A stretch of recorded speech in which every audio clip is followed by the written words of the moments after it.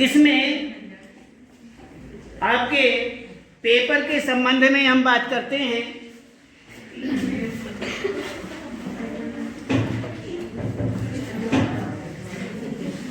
अब पिटाई का नंबर आ जाएगा, भले वीडियो चल रही हो।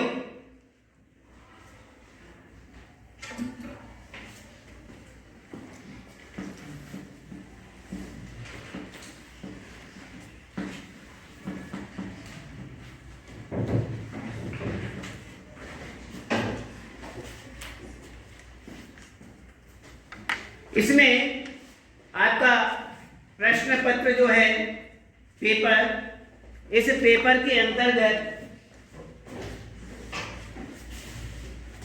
कुछ अलग से कुछ इसमें घटा दिया गया, कुछ बढ़ा दिया गया। हम 9th क्लास को भी आधार बोर्ड का ही मानते हैं, बोर्ड की तरफ हम बढ़ रहे हैं। बोर्ड पेपर 10th में हमें 10वीं कक्षा में हमें बोर्ड पेपर भी देने हैं, इसलिए ये हमारा एक तरह से आधार है। और इस आधार के लिए हम किस प्रकार के प्रश्न बनाते हैं और किस प्रकार के पेपर बनकर के आते हैं, इस विषय में आपको बता रहे हैं। इसमें 17 प्रश्न आते हैं, 17 और इसमें सबसे पहला जो खंड आता है वह आता है अपठित खंड। अपठित आप लिखना चाहें इसे लिख सकते हैं। सबसे पहले इसमें अपठित गद्यांश आता है। अपठित गद्यांश ये हमारा खंड क होता है। इसको हम क ख भी लिख सकते हैं या ए बे से दे इस क्रम से भी लिख सकते हैं। क ख ग घ इस क्रम में भी लिखा जा सकता है। जैसा पेपर में लिखा हुआ होगा वैसा ही आप अपनी कॉपी में उत्तर पुस्तिका में लिखेंगे। ये ध्यान रखें, जो कॉपी होगी पेपर के आधार पर ही ए या बे या ते या ख जो भी आएगा सो उसी प्रकार से आपको लिखना है। अपनी तरफ से कुछ नहीं, अलग से कुछ नहीं लिखेंगे, इस बात का ध्यान रखें। सबसे पहला प्रश्न जो आएगा वह हमारा अपठित गद्यांश।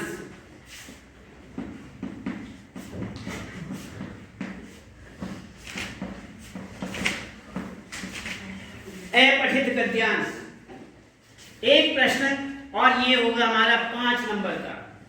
5 ही प्रश्न होंगे और 5 ही नंबर का होगा। और इसमें 5 प्रश्न जो आएंगे, हर प्रश्न के नीचे 4 उत्तर होंगे। 4 ए बे से दे भी लिखा रह सकता है या के खे गे घे भी लिखा हो सकता है। इस बात का हम ध्यान रखेंगे। सबसे पहले हमें खंड भी लिखना है, खंड हम नहीं भूलेंगे। उसके बाद प्रश्न नंबर भी लिखेंगे, पूरा लिखेंगे। जैसे सब लिखते हैं प्रश्न नंबर 1 पूरा लिखेंगे। तो इसमें सबसे पहला प्रश्न आएगा हमारा गद्यांश, और वह भी अपठित गद्यांश। 5 नंबर जिनमें 5 प्रश्न होंगे और पांचों में 4-4 उत्तर होंगे। और एक प्रश्न 5 नंबर का होगा, एक प्रश्न 1 नंबर का होगा, पांचों प्रश्न 5 नंबर के होंगे।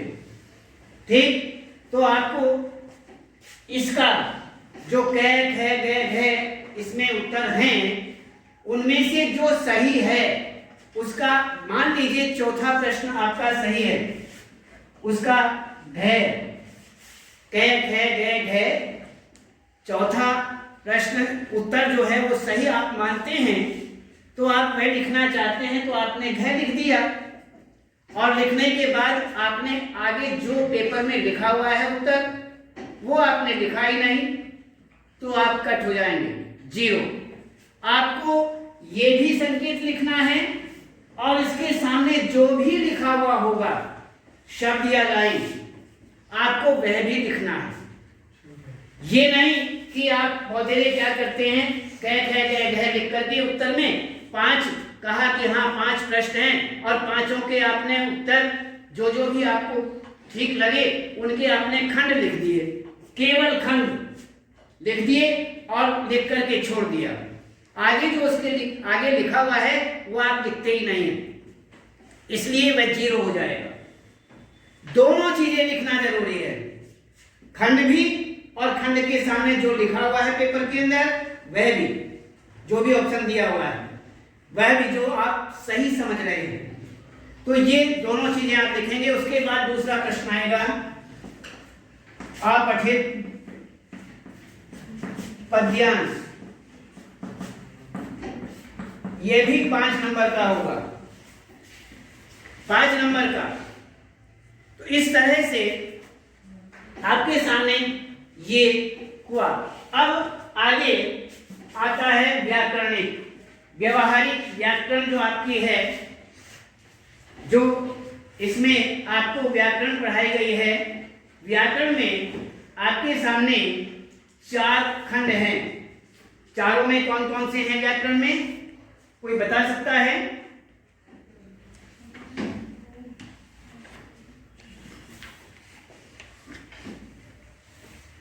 नहीं।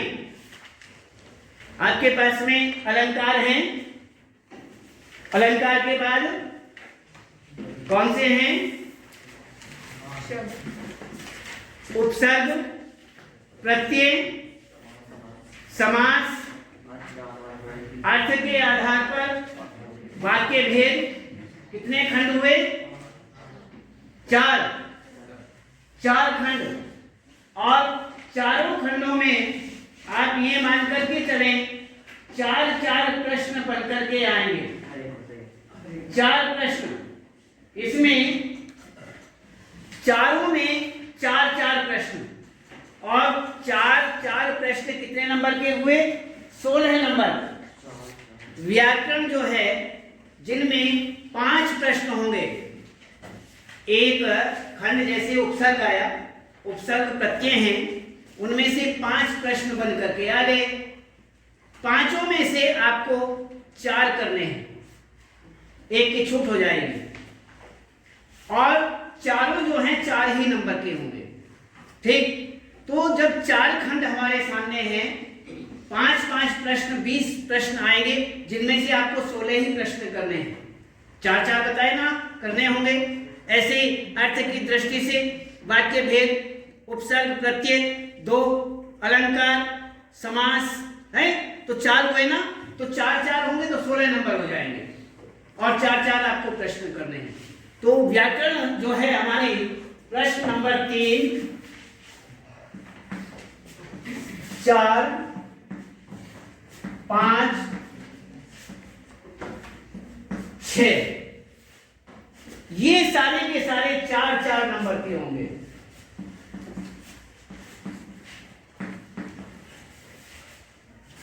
ये कितने नंबर का हुआ? 16 नंबर। ये 4, 5, 6, ये 4 प्रश्न व्याकरण से आएंगे जो कि 16 नंबर के होंगे। तो यहां पर इस तरह से आपका ये प्रश्न होंगे व्याकरण से संबंधित। अब हम व्याकरण के बाद 7वां प्रश्न देखते हैं। अब आ जाइए अपनी किताब पर।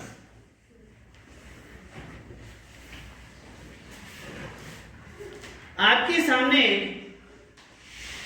ये तो अपठित हो गया, ये व्याकरण से संबंधित प्रश्न हो गए। अब 7वां प्रश्न हमारा जो है, 7वां प्रश्न पठित पाठ से होगा। ये तो अपठित थे जो आपने पढ़े ही नहीं और आपसे पूछ लिया गया। अब जो आपने पढ़ा है किताब में, जो पाठ कहते हो जिन्हें आप पाठ, उसे पठित पाठ कहा जाता है, जो पढ़ा हुआ है। ये तो बिना पढ़ा हुआ है, गद्यांश पद्यांश। और जो किताब में आपकी कविताएं हैं, पाठ हैं, वो आपके पढ़े हुए हैं। अब उनमें से भी इसी प्रकार के गद्य और पद्य आएंगे, उनके भी इसी प्रकार से ऑप्शन होंगे, ऑप्शंस उसमें दिए गए होंगे। उसी प्रकार से आपको करना है जिस प्रकार से अपठित में किया है, ऐसे ही आपको पठित में करना है। समझ रहे? इसी तरह से, कोई अलग से कुछ नहीं। तो जैसे निम्नलिखित पद्यांश को पढ़कर प्रश्नों के सर्वाधिक उपयुक्त जो विकल्प हैं वो आपको देने हैं। जो भी आप सही है वो आप लिखेंगे। गद्य आएगा, गद्य के उसी प्रकार से 5 प्रश्न आएंगे और 5 के 5 आपको करने हैं उसी प्रकार से। ठीक समझ रहे? अब इसमें अब आता है 8वां प्रश्न। 8वां प्रश्न, ये आपका 7वां प्रश्न कितने का था? पठित गद्यांश।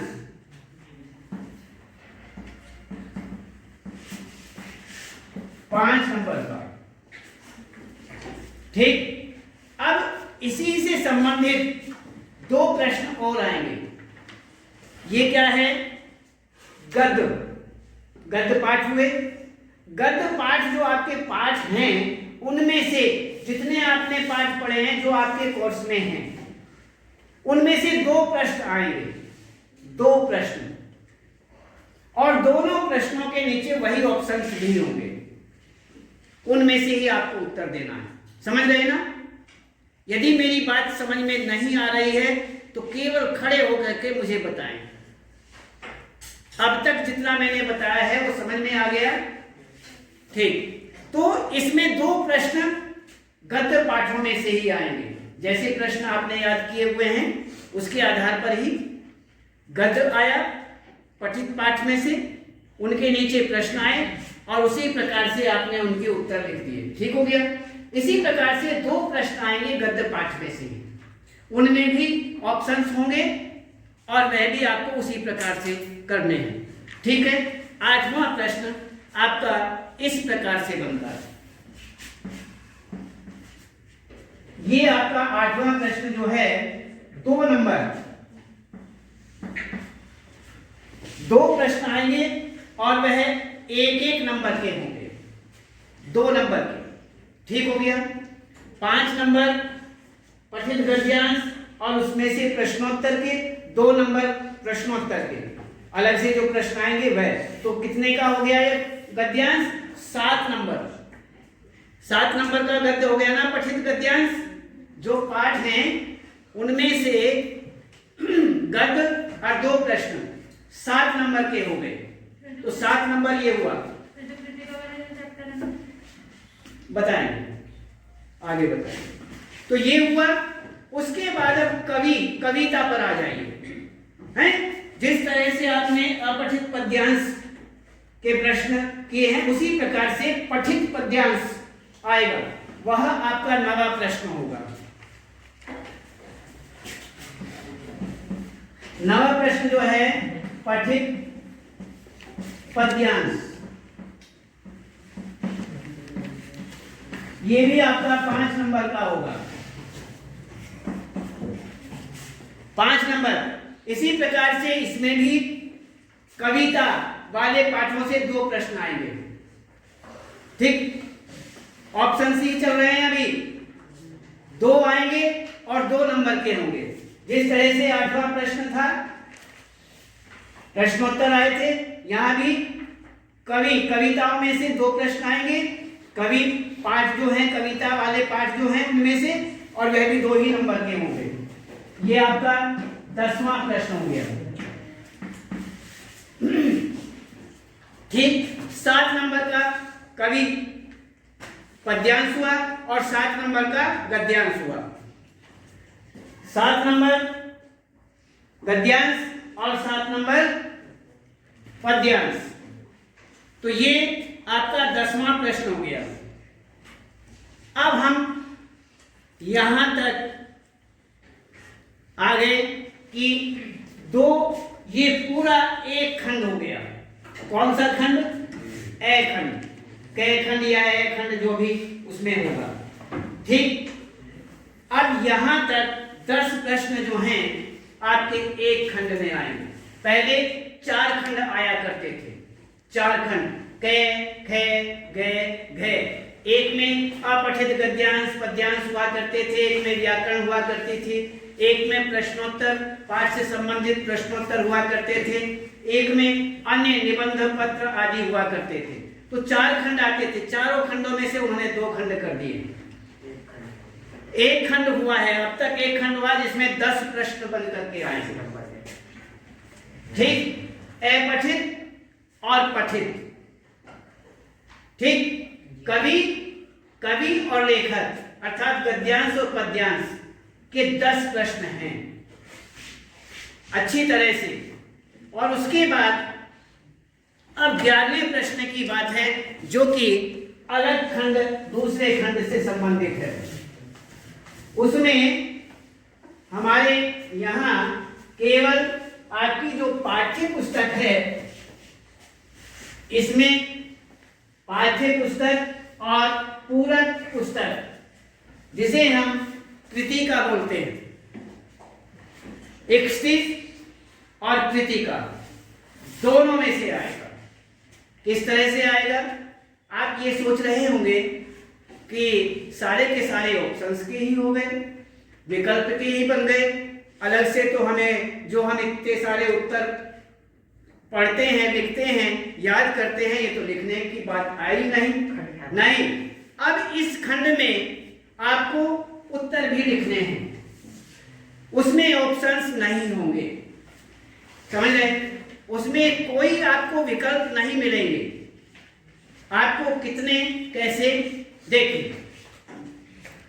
और इसमें गद्य पाठ में देखिए, निम्नलिखित प्रश्नों के उत्तर लगभग